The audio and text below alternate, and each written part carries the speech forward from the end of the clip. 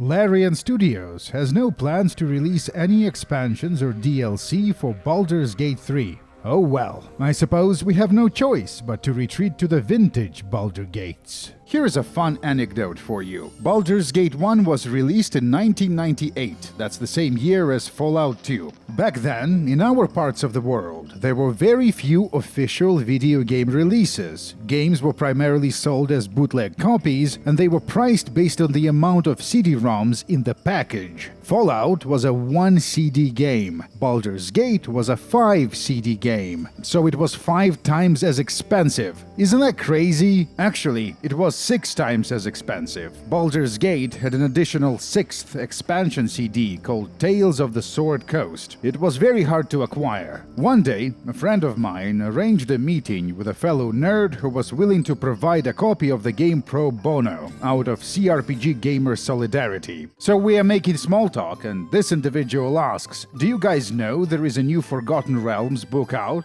It's about Xurt." And I'm like, what the hell is a Xurt? Oh, you mean Drizzt, the legendary Dark Elf hero created by R.A. Salvatore. But then, a second later, I realized that they probably had to change his name, because Drizzt sounds very similar to the Russian word for liquid fecal release. I shall barely break a sweat here today. Liquidating Drizzt is something I usually do before committing to the endgame content in Baldur's Gate. He drops some very good items, and the murder has no real consequences. He'll show up in the next game anyway. Meet Vashar Vo, our protagonist, a character older than this channel. She has overpowered stats, but not the best class. Assassins are meh. She will get much stronger when we'll eventually export her into the second game and dual class into something fun. This is the kind of stupidity we get with male leadership. Today, we'll play all the Baldur's Gate 1 expansions, beginning with the one made in the 90s and finishing with the 2016 Siege of Dragonspear. Look at these achievement stats. Nobody plays Dragonspear. Well, it's your loss, nerds. The game's pretty good. Anyways, yeah, let's go. Tales of the Sword Coast. First of all, I love the way this expansion is structured. The developers placed 2 locations on the world map, and we are free to integrate them into our story in whatever way we want. The village of Ulgoth's Beard acts as a quest hub. The locals will be sending us on various adventures, starting with a trip to a frozen island. Underneath the surface is an ice maze, which happens to be a slightly modified copy of a different maze map from the first game. The inhabitants are high-level spellcasters. You can do clever things like use the labyrinth geometry to break line of sight, but it turns out that breaking line of sight doesn't actually interrupt spells. Not the greatest first impression, but it will get better. Item number 2 is a huge side quest where we go on a seafaring journey to find the diary of the lost hero Balduran. This adventure has its own scrolling title presentation thing, and it will get better. It has to. The Werewolf Island is where this franchise hits rock bottom. Nowhere else to go but up. The original game and its expansion suffers from a number of production and design problems that are impossible to ignore. Now, a bad actor, a Baldur's Gate hater depicted here disparagingly as a soy jack, would look at this and say things like, "Awesome graphics, bro. I thought these pre-rendered thingamajigs are supposed to be pretty. Is this your first Blender project?" Yes, it is, bro. This is how I, the protector of the classic age CRPGs, would respond to the hater. What of it, brother? All are free to contribute to the greatest of arts, that is CRPG. And then the hater might say, what about encounter design? The game just spams one type of creature over and over. This seems to be the absence of design. Actually, this is in strict accordance with my ludonarrative specifications, bitch. Vashar's archer formation absolutely destroys this, just like my arguments destroy the haters. You're not figments, are you? The old wizard Dradil tells us the story of the Werewolf Island. Let's count the paragraphs. 1, 2, 3, 4, 5, 6, 7. Alright, okay. So how am I supposed to damage control that? It will get better. In case you were wondering, the story is that the crew of Baldur's ship turned out to be werewolves, and Dradil wants us to recover his lost spellbook. This is the difference between Baldur's Gate and Fallout, the two beloved 90s RPG classics. Both greatly contributed to our understanding of the Krapogr medium, but did so in very different ways. Fallout came into the world fully formed, and then for the next 2 decades, the enthusiasts would study it, take it apart, and put it back together. While Baldur's Gate is a very rough first draft of the CRPG of the future. Fallout is a game for Krapogr theorists. Baldur's Gate is a game for TempleOS. But it will get better. Item number 3. The most significant addition in Tales is the Durlag's Tower, a separate location on the world map you can discover and explore independently of Ulgoth's Beard. The tower consists of 2 parts, the residential areas on the upper floors and the expansive mega-dungeon underneath. This place has more traps than the entirety of the rest of the game. At first I was annoyed that the corridors are too narrow to navigate as a group. But then maybe this was intentional? This entire area can be completed by a solo thief with boots of speed. Men are pathetic. With the exception of the final battle against a gang of dwarves. You want a party for that. Why must we emulate the ways of the dwarven folk? Level 2 is about finding secret switches, and it's also mostly soloable by a thief. Visually, Durlag's Tower is much more interesting than the rest of the expansion or the main game. They really tried. The next level has this incinerator room that spawns an explosion every few seconds. Vashar has 2 rings of fire resistance and the natural power of HP regen. We clear the first half of the dungeon by tricking monsters into following us into the incinerator. In this room, we get to fight super wyverns and summon temporary allies by clicking on statues. And then there is the chess battle. The party members are assigned roles based on their position in the formation. The rules are elaborate. Break them, and this happens. The next and final level is about lore puzzles. The footage you see was captured 2 months ago, and by now I completely forgot every bit of lore about this place, including the name of the owner. Durlag X-Face. The big guy in the end is Demon Knight. Spider says to fly. The parlor welcomes. Surely there will be strategy involved. I can't just click him and win, can I? Archer Party undefeated. Durlag's Tower. The extra credits people seem to like it. Is this the best mega dungeon of all time? Well, it's the 4th best mega dungeon I played this year. But I promise you, things will get better. The Soul Taker Dagger is the artifact we need to bring back to Ulgoth's Beard to enable the final adventure. Item number 4. As soon as we return to the village, the party is confronted by a group of strategically placed cultists. They have fighters, archers, and stealth thieves attacking from behind. Eventually, we make our way into the cultist lair and confront Aklatek, the final adversary and the hardest fight in the game so far. This is a Miyazaki-style battle where you might need to fight him a bunch of times to learn his unique patterns. The main threat is the Death Gaze attack that will place a debuff that perma-kills you in 30 seconds. The cultists need to be murdered before the demon goes down, otherwise Aklatek will possess one of them and reincarnate at full health. A very good fight that requires preparation. The strategies in the wiki didn't work for me. The AI doesn't seem to be interested in fighting summoned monsters.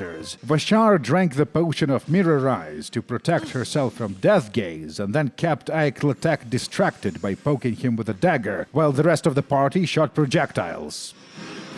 And once again, Archer formation remains undefeated. Tales of the Sword Coast, a fine expansion that addresses some of the game's weaknesses, but does nothing for the more catastrophic flaws. The game was followed by a sequel, and then an expansion to the sequel, but the medium of Baldur's Gate 1 remained dormant for more than a decade. Things were quiet. Occasionally, an RPG Codex poster would explode with a wall of text explaining that this game was a genius of storytelling. Lilura practically wrote a book about this very subject. It's fascinating. following. Now, I'm gonna throw a little hypothetical your way. Suppose it's your job to make a remaster of this game, to bring it to new audiences. What would you do? You can take a conservative approach, make the game run on modern systems, but avoid messing with content, respect this game as outsider art of sorts. Or you can make this damn game normal, remove text bloat, no more filler battles, redesign the maze maps into something playable. But I guess there is a third way. The Enhanced Edition 2012. All the races and classes from the subsequent Infinity Engine Baldur's Gates are now available in the original. In addition, Beamdog added a number of new classes like Shadow Dancer and Red Dragon Disciple. This is good and cool. I'm sure somewhere in the depths of Lilura's blog there is an article proving that only the highest IQs can comprehend the genius of placing grey text on a darker grey background, but I, for one, am grateful for the UI change. A major source of controversy was the new content, specifically the companions, who felt like they were transplanted from another game. The original Baldur's Gate 1 companions are basically glorified RTS units. They have a bunch of voice barks, a mechanical gimmick, sometimes they would exchange a few words with each other, but there is little development, few companion quests. This is simply not what the experience is about. But in Baldur's Gate 2, or 3, companions play a much larger role. They have proper character arcs, quests, romances. So in the Enhanced Edition you have this weird thing where half of your party are units and the other half are Beamdog prima donnas. The Enhanced Edition, okay ideas, so-so execution, 5 out of 10. The new additions are not too invasive, but they are just invasive enough to annoy the purists. Beamdog will become much better at this. But not immediately. Come on! Come on! Now, when I first heard about the concept of Black Pits, I thought this was the best thing ever. A sequence of increasingly sophisticated arena battles. An RPG trope we love. Thanks for getting it, Beamdog. Thanks for getting me. Just imagine, the arena can be placed in one of the central locations, like below the Friendly Arm Inn. Perhaps it has an elevator to Underdark or whatever. The player can do a few early battles, then adventure around, level up, and then return and do a more complex battle, and so on. This would encourage experiments with party composition, provide a nice distraction from all the wilderness stuff, and more importantly, improve the capability of Baldur's Gate as a storytelling tool. Sometimes you see individuals defending the game's weak main narrative by saying that, well, the real story is the one you tell through gameplay anyway. And that is true. But the gameplay is fighting trash mobs infinitely spawning in the fog of war. Come on, what do you want me to do with this? Look, all I'm saying is that having more sophisticated storytelling tools wouldn't hurt. And with Black Pits, we were on the verge of greatness. So, it's a separate campaign accessible from the main menu. It's not even a part of the Ballspawn story. I guess we can still salvage this by using the character import feature to play the campaign with our Baldur's Gate protagonist, but the problem with that is that the Black Pits has a weird level range. You get a lot of experience in the arena, enough to take you a few levels past the normal XP cap. If you finish Black Pits and then export your character to Baldur's Gate, then the main game will be too easy. And if you finish Baldur's Gate and export to Black Pits, then the arena becomes too easy. Beamdog, why are you like this? Whatever, moving on. What is it? The final expansion can be either selected from the main menu or activated automatically after we slay Sarevok. You are indeed family. Oh, that's so sweet of you to say. At this stage, most of Sarevok's henchmen abandoned him or were killed, but he still has a handful of allies and they are quite dangerous. The key to victory are wands of summoning. In old versions of the game, there was no limit on the amount of creatures you can summon. So in my very first Baldur's Gate playthrough, Sarevok was eaten by 40 wild dogs. Archer formation, unstoppable. He looks like he's painted on the floor. The cutscenes were redone in the Enhanced Edition. It's another source of controversy. Beamdog had an arc. They were called to action. They stumbled at first. They rejected their purpose. But then they became heroes. Kylar Argent, a warrior of divine blood, gathered a massive army with the goal of invading the Nine Hells and liberating the souls lost during the Dragonspear Wars. The crusade sweeps through the Sword Coast, creating waves of refugees and threatening the GDP growth forecasts of the densely populated coastal cities. Baldur's Gate happens to be one such city, so the authorities decided to join forces with Waterdeep and Daggerford and put an end to Kalar's campaign. I am editorializing here. One of this game's capital F flaws is that it never coherently explains what the crusade is about and what is actually at stake. Ugh, smells like moldy bones down here. Anyways, enough foreplay. Let's explore the beautiful intro dungeon. Sarevok's dead. Everything's a mess. We should have gotten out of the city days ago. Our sister Imoen returns with a different portrait and a different class. She's a student of magic now. We are somewhere below Baldur's Gate, fighting the remnants of Sarevok's organization. This is the same party that killed Ekletek. If you start the expansion from the main menu, the game will provide a different party. The dungeon is good. There are a few side quests, but it doesn't waste too much of your time. It's not over-designed like the intro dungeons sometimes are. Easily done. Coming into this game with Tales of the Sword Coast still fresh in memory, this is a huge culture shock. The visual improvement is nuts. This is Baldur's Gate 1. This is Dragonspear. Baldur's Gate 1. Dragonspear. Looks almost as good as Pillars. Everything was going to be different. Sarevok was going to change the world. Korlaj is the leader of the bad people. At once. The second explosion was an arrow of detonation. She surrenders and we accept.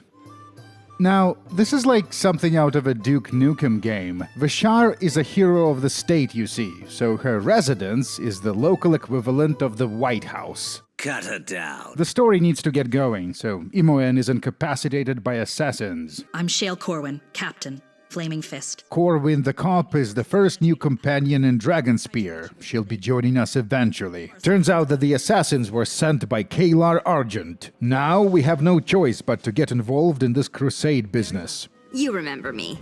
Surely you do. This character, Ski, is a daughter of one of the Grand Dukes of Baldur's Gate and a follower from the first game. But nobody ever takes Ski because she's only available in the later chapters and her character class is boring. But she has an important role to play in Dragonspear, so we'll keep getting reminded of her existence.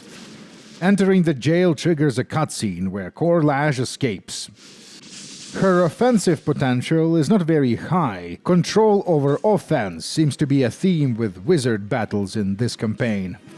The Flaming Fist is trying to keep the peace, but it's an uphill battle. Finally, we're back exploring the big city. Baldur's Gate is in the middle of a refugee crisis caused by Kalar's war. Most of the city is not accessible, but there are still plenty of things to see and do. Our job is to gather a team and venture forth to meet the allied military units already on the way to Dragonspear Castle. Get out, you vile, poxy snake! Koran, an archer from our previous party that defeated Ekletek, doesn't want to come with us, but we already have an archer companion with a very similar sounding name, so whatever. So this is the Slayer of Sarevok. The mysterious hooded man is very obviously John Irenicus, the main antagonist of Baldur's Gate 2. Are you worthy? Is what you carry within enough? Same voice actor, same fantastic performance. John is here to evaluate Vashar and determine if she has a strong enough soul to bother stealing. It is time for more experiments. Downstairs, the leaders of the city formulate a plan. The Flaming Fist units will march north towards Castle Dragonspear. We will rendezvous with allies from Waterdeep and Daggerford, and then together we'll put an end to Kalar's crusade. The military hierarchy of this is very confusing. We don't give orders to the Fist, but we give orders to Corwin, who does give orders to the Fist. As we are about to leave the city, someone in the crowd accuses Vashar of being a ballspawn, not unlike the recently deceased Sarevok. This is basically like being the daughter of Hitler. The game is setting up stuff to be referenced later. And what of your goals? Many souls were lost during the Dragonspear Wars.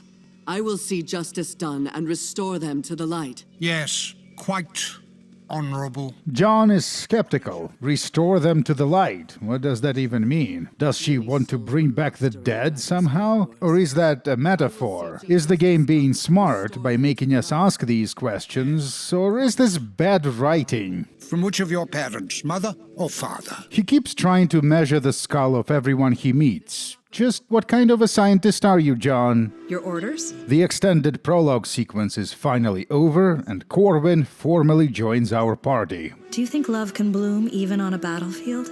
She's an archer. You know what I think about archers. Corwin has enough strength to use a composite longbow, while her dex is acceptable but not optimal. Where did you come from? Careful, Odessiron.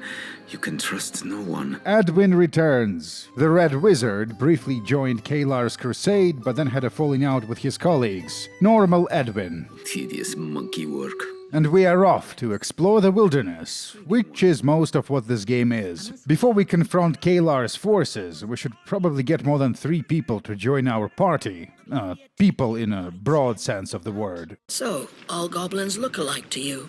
Racist? Makheen Grubdoubler is a shaman, a new class in Dragonspear. In some ways it's like a sorcerer version of druid, but wisdom is still the main stat and shamans have unique abilities, like the ghost dance. You'd willingly invite a goblin to join us. Corwin is a speciesist. This isn't working. We need to do better. The best part of the first chapter is this dungeon where we help a bunch of dwarven clerics fight off undead. You can do nothing but die! It's phenomenal how much better this game looks compared to Tales or Vanilla. This is Tales, this is Dragonspear. Tales, Dragonspear. Oh my god, a dungeon with corridors wide enough to navigate as a group. How decadent. Deeper in the cave, we find a lich lab. One of the dwarves betrayed his cleric friends and turned himself into a lich. They won't be happy to hear the news. It's possible to side with the clerics or with the newborn lich. And there is even a clever way of working with both of them. The clerics provide us with a special consumable weapon called the Secret Revealed. It deprives the lich of magical protection. Bring the 5 Keeper's amulets to me. Killed him before he finished talking. We have less than a minute before the lich reincarnates. He is a high-level spellcaster that can stop time. I grab the phylactery containing his life force and then dump it into the portal to the plane of fire, accessible elsewhere in the lab. I guess it's their garbage disposal. Control, Odessiron, control. The wench may yet prove useful. Sometimes party members will bark at each other without using the dialogue UI. I can hear you, you know. We all can. They are making fun of Edwin's neurodivergence. Calm yourself, Edwin. Ignore the monkeys. Do not let them drag you down to their level. All right. Back in the camp, I dismiss Makheen for another companion. I like that she can use a short bow, which is great for our strategy, but I didn't like that her movement speed appears to be lower than average, and that is annoying. But we do need a healer, so meet another new companion, the gnome cleric thief Glint Gardnerson. Gardnerson's son.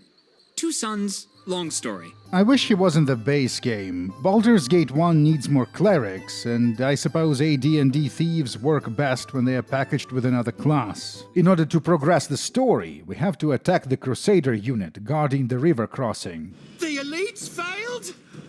Gods! Wait! The wizard in charge panics and prematurely activates Plan B, detonating the bridge. We'll have to find another way across. To the world map. As we progress, it will get populated by quite a few locations actually. Traveling to the next area triggers the subsequent chapter, in which we'll visit the place where our Dark Father was killed during the time of troubles. I had to learn who would be so arrogant, so foolish, as to summon me in such a fashion. Heffernan, Kalar's obviously evil advisor, is trying to determine the hooded man's intentions. You do not speak for the Accord, and I do not bow to the demands of some broken fiend's lickspittle. Both Irenicus and Heffernan's true master need the ball spawn, but for very different reasons. Let's keep moving. Look what the cat dragged in. If a tree falls in the forest, I'll kill the bastard what done it. The old unit barks are still there, but Jaheira has no voiced dialogue in this. The VA must have not been available. Wer aus der Woman sagt? Her colleague Vogiln is a skald, which is a type of bard that has a special song that grants extra powerful combat bonuses. In this video, I will keep mispronouncing his name as Volgin. He is a versatile character who can do a bunch of things: cast spells, sing songs, and break necks. Now that we have a full party, we can commit to the first ever dragon battle in the series. It's an optional fight, but I'm not backing away. The lizard has a potent breath attack, and it can haste itself. It's important to avoid aggroing the wyverns in the cave until the dragon is dead. Easily done. Did we get the scales? Yes. The Orc Cave was where I learned about the existence of the auto-loot feature. It's a welcome addition, but for some reason it's activated by clicking on this red gem, which looks like a cosmetic UI element. Kneel and repent. Deep inside the network of caverns, we find the old Temple of Baal. Saving the captured Crusaders will allow us to visit their camp without fighting. This is a beautiful location that is a joy to explore. It's populated by the cultists of a rival god, and most of them are not hostile, except for this lady of draconic heritage. It was her sister we killed upstairs. I believe this is an Icewind Dale 2 sprite. As you wish.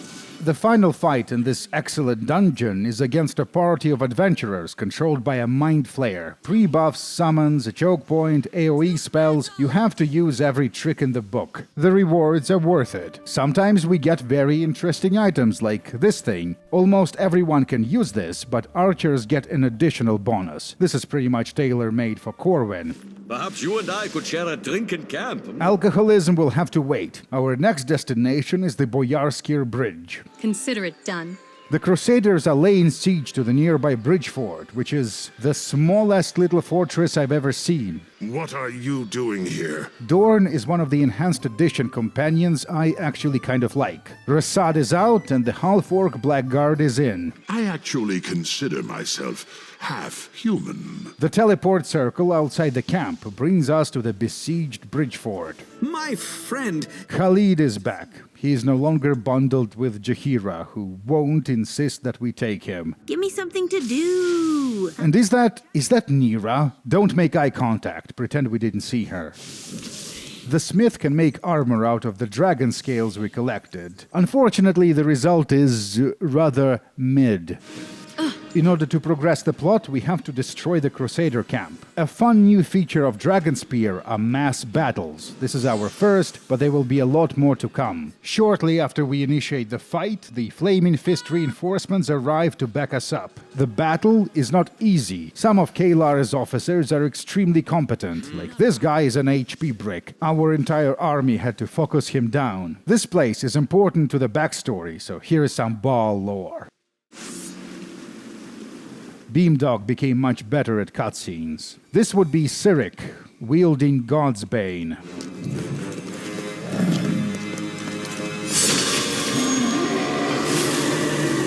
He was not a good person.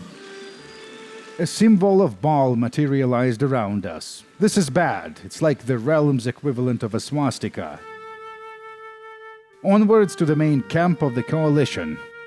Why does she still refuse me? How can she deny the righteousness of our cause? We speak of a child of Baal. Kalar's lieutenant is an Avariel, a winged elf. That's a beautiful sprite, and I wish we could make characters of this race. What gives you the right to tell me what to do with my men? You mean your 50 men? The leaders of the allied armies engage in petty squabbles in the main camp. It's Ski Silvershield. She's left the camp. What? Ski has gone AWOL? Oh my god, who cares? This is the game's biggest chapter, so let's go explore. You have been waylaid by enemies. As Edwin points out, this little area is an anti-magic zone, meaning we can't cast spells. A perfect place for an ambush. Wands and potions still work though. A sophisticated battle against a specialist party.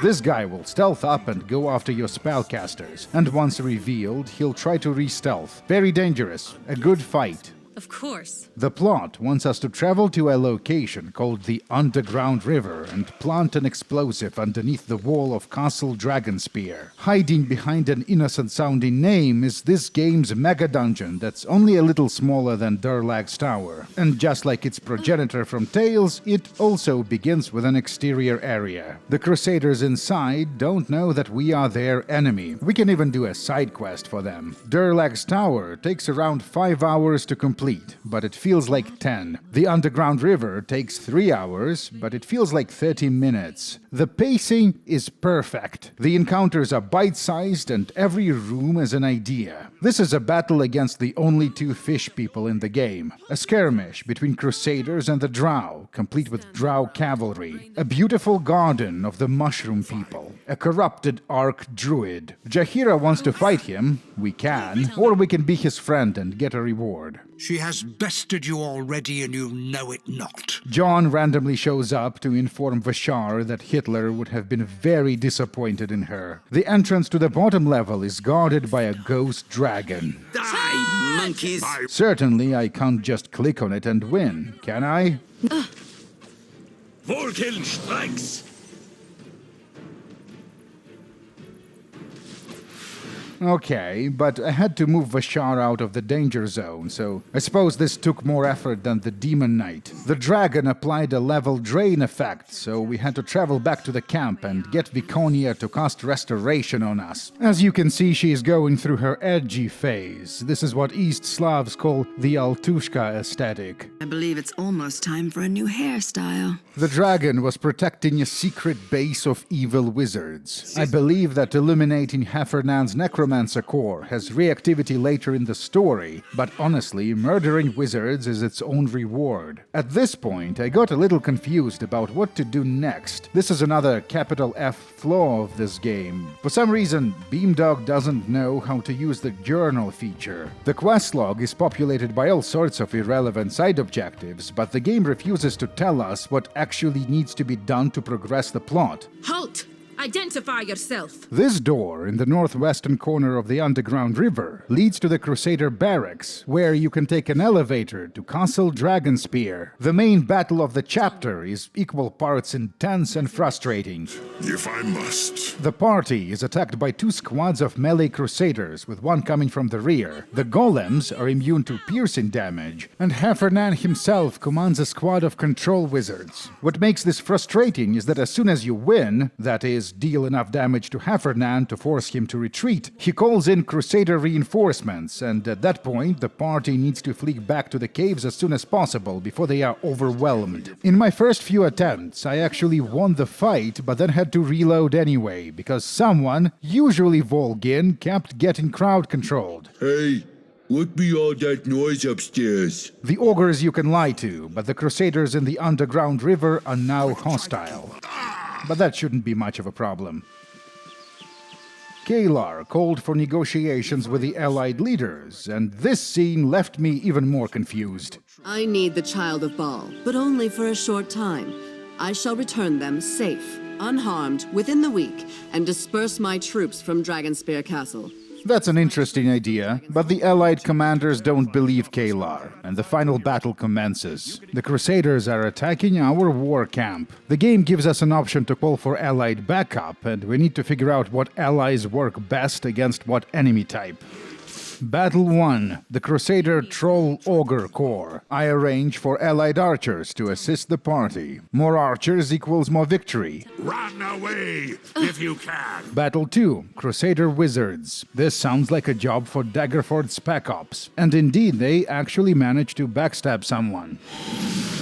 Battle 3. Armored Clerics. I call in armored clerics of our own, whom we previously helped in the Lich Dungeon. Remember these guys? This is a fun mess of a fight, because everyone has plenty of HP, and there are tons of buffs and control spells firing in every direction. Battle 4. A mixed formation with a little bit of everything. Who will stop Vashar's archers? Certainly not whatever this was supposed to be. But you see, Kalar meant to lose this. Whatever blood we shed is worth it as long as the child of Baal bleeds as well. We are dancing to her tune. Checkmate. One of the side objectives in the previous chapter was to poison the Crusaders' food supply, which I failed to do. But we did plant an explosive barrel underneath the wall of Castle Dragonspear. Good enough for government work. The mother of all mass battles. Crowd control spells are obviously very good here. Enough! Crusaders, stand down! That's Kylar's winged elf lieutenant. She challenges us to a duel. Initially, the battle wasn't going our way, which is sort of embarrassing considering our OP stats. But then I remembered our roots. Vashar, you are an assassin with an improved backstab damage multiplier, and you have a ton of invisibility potions. Remember we used these to survive the pseudo-Iron Man challenge we did. The Alphas can cast Invisibility Purge, but I simply have more potions than she does spells. Believe in yourself, Vashar. The Crusaders are done here. Castle Dragonspear is ours. It's over. Kalar Argent, you are under arrest. Now is our time. But Kalar is a chess player. She plays the man, not the hand. Let that sink in. Fernan, you've caught me in your spell as well. I can't move! Now, some of you smartasses might say that Heffernan's betrayal is the most pathetic plot twist in the history of pathetic plot twists. But just you wait. Give Dragonspear a chance. It'll get way worse. Your plan? What do you mean? A drop of godling blood is required to open a portal to the Nine Hells located in the bowels of the castle. This is why they needed us. Kalar's Aasimar blood was not strong enough. Crusaders, with me! Opening the gate to his master's domain was Heffernan's plan all along. The next chapter and the epilogue feature some of the most beautifully deranged storytelling in the franchise. You promised to restore my wife, my children, yet all you've brought us is more death. This is a dark place. The campaign is about to end, so we won't get to properly explore Avernus. But it's nice to see a new environment and new enemy sprites, borrowed from Planet Scale Tournament. I look in your eyes now and I see nothing but madness. You call me mad? I'll show you madness! No. Kalar is having a normal one. Now, tell me what I speak of. The encounter with a puzzle demon is our chance to acquire a +3 weapon, which is what you need to deal damage to the final boss. From the pit of hell, we rise up to find Kalar Argent. The Elevator is where we bid farewell to Vogiln the Scald, because we need a free party slot for the last new companion in Dragonspear. You know what I want, Belhifet. Release him! The big bad dude is Belhifet, or Belhifet. Everyone pronounces his name in a slightly different way, which is the most notable thing about him. Belhifet is the end boss of Icewind Dale, a parallel RPG series. His inclusion brings little to the story, but for some reason the developers decided to connect the plots of the two unrelated Infinity Engine games. It's kind of stupid, but I like it. The child of Baal. Welcome. Belhifet reveals the moral rot of Kalar Argent. You see, the crusade was just a vehicle for her personal quest. Her actual true goal was to rescue her uncle imprisoned here in Belhifet's tower. In our previous encounters, she did use this vague guru-like language to describe their mission, and in the end, she cynically sacrificed her entire army to get a drop of Baal spawn blood. Wait, are we learning about society right now? I believe we are. Vashar is an offspring of the god of murder, and yet she chooses to be good. Ish. While Kalar has angelic ancestry, and yet because of her actions, a lot of people died for nothing. Curiously, she did sort of accidentally execute Sarevok's original plan of bathing the Sword Coast in blood. Well, what can I say? Kalar likes helping those in need, but she likes murdering demons a lot more. Same, I guess. Miss Argent, welcome to the Resistance. I have the power! Her stats are great, maybe not quite as extraordinary as Vashar's, but Kalar has a level advantage and her class is more useful in the final battle.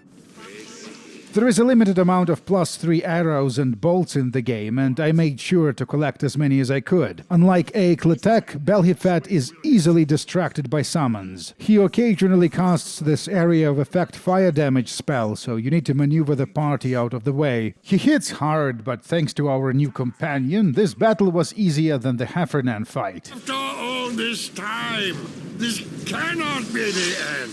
We rescue Kalar's uncle and flee through the portal. She chooses to stay behind to close the gate from this side. Change the world, my final message. Goodbye. Kalar never returns in the subsequent games. Thus ends another chapter in the great tale of Edwin Odessiron. Our party members say their final words. I thought this was a nice touch. The mood in the halls of Castle Dragonspear is celebratory. Oh hey, Vogiln is here. Sorry for leaving you in Avernus. Anyway, it is done. We finally won. For real this time. But not for real. Ski Silvershield. Born into privilege, yet driven to rebel against... The scene where John kills Ski Silvershield and frames us for her murder is interesting. First of all, Beamdog takes a stance on the old debate. The entity that sometimes shows in our dreams is, in fact, the real Irenicus. It's not the Baal soul taking on his appearance to radicalize us into becoming a murder hobo. Even though, supposedly, there are dialogue options in the second game that supported this interpretation. No. Gods, no! The purpose of the confusing ski subplot is to connect the story of the first game with the sequel. The original Baldur's Gate ends in the catacombs below the city, and the sequel takes place in the neighboring nation of Amn. How did we get from A to B? Some say it's a plot hole. We went to hell and back for these people, and they call us traitor, monster, Hitler II. Before they send you to the gallows, tell me, what did you do with the dagger? On the trial, it is revealed that Ski was killed using the Soul Taker dagger from Tales of the Sword Coast. That's random as fuck. Good morning. Corwin visits us in jail to do her best Anna Navarre impression. I have come to watch you die. Abandoned and betrayed by everyone, we are no longer the hero of Baldur's Gate. The people you saved have turned on you, treating you as some nightmare made flesh. How does it feel to be trapped in a cell? Let me show you something. Here is a map of the Sword Coast. This is the city of Baldur's Gate, where the events of Baldur's Gate mostly take place. This is the nation of Amn, where the events of Baldur's Gate 2 take place. Let's zoom out to demonstrate just how geographically close those two places are. How did we get from A to B? Duh, I don't know. I guess we just walked there. It's right next door. In fact, traveling to Amn and back is one of the first things we do in the original game. So, why is everyone pretending like there is a plot hole? The answer to this question probably has to do with licensing. I'm gonna hazard a guess that Beamdog didn't have permission to develop a Baldur's Gate game, but they did have permission to develop a DLC for a Baldur's Gate game. So they had to pretend there was a plot hole, so that they could pretend to fix it, so that they could make Siege of Dragonspear, a standalone 20-25 hour Baldur's Gate game hiding inside Baldur's Gate 1. This is so stupid, it's kind of genius. Ski Silvershield, thank you for your sacrifice. Hands in the air. Get away from the opening. Take your best shot, Flatlander woman. You made it. Oh, that's great. In the very last scene, we are joined by our old friends, the same companions we started Baldur's Gate 2 with. I never thought I'd see thee again.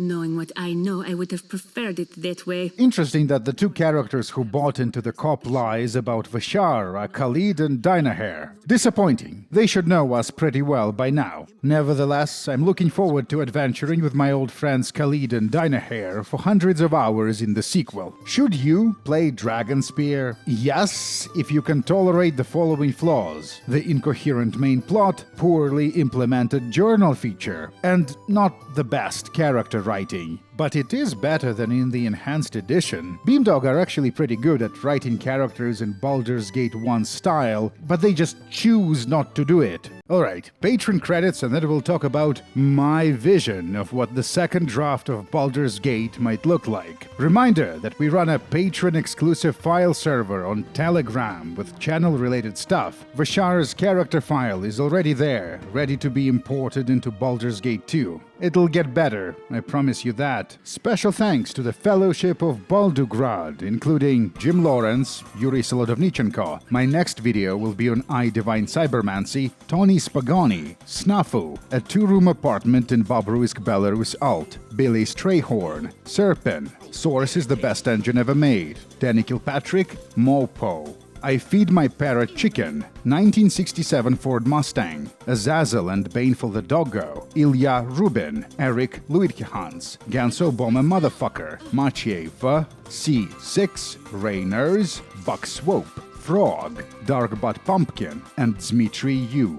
Now, I want to be very clear on this. Baldur's Gate 1 fans typically don't want for the game to change. So what follows next is not a call to action, but rather a thought experiment. The Enhanced Edition, Requiem for Baldur Gate, Grog Elite, Choice and Consequence, Third Impact, Isometric Respect Edition. For TempleOS, I would start with aggressively trimming down the text. Just keep trimming until it no longer feels like someone is making fun of RPG writing. Redo the Enhanced Edition companions so that they conform to the style of the first game. Redesign their quests so that they are more similar to the Knoll Fortress affair. No prima donna stuff. Make the new locations added by Beamdog explorable without a quest hook. Add new companions of various classes conforming to the simple style of Baldur's Gate 1. More units, more ways to play. It's okay for the new companions to have illegal dual classes like Barbarian Thief, Cleric Dragon Disciple, Monk Druid. Fuck the rules. Rebalance the followers you get in the later chapters so that there is a reason to take them. Like, why not give Ski a unique kit or an exotic dual class combination? A few levels of fighter maybe. Remake the labyrinths. If you can't fix them, replace them with arenas like in Black Pots. And speaking of, Black Pits should be integrated into the campaign, of course. Make the city of Baldur's Gate accessible immediately after the prologue. But won't this lead to a sequence break? Yes, it would. What of it? Remove the level cap. For those of you who are not aware, in the original game you can hit the level cap after doing about 2/3 of the content. The way the XP math works, it's impossible to properly out-level the endgame threats in Baldur's Gate 1, which sort of begs the question, why is there a level cap to begin with? It probably has to do with the devs wanting to give us a reason to pick single-class characters over multi-classes. For example, the single-class druid can eventually learn the powerful Insect Plague spell, while the fighter druid multi-class won't get there because of the level cap. Is this worth removing the mechanical progression in the final chapters? A rhetorical question. Crapogers are a fraud. This is what's next, by the way. The Russian government invested 10 million United States dollars into the production of an Unreal Engine RPG about the historical Polish occupation of Russia. Kurwa! It was pretty much tailor-made for this channel, so see you in a few weeks. Give me Patreon bucks. Perhaps there is some intelligence in you after all.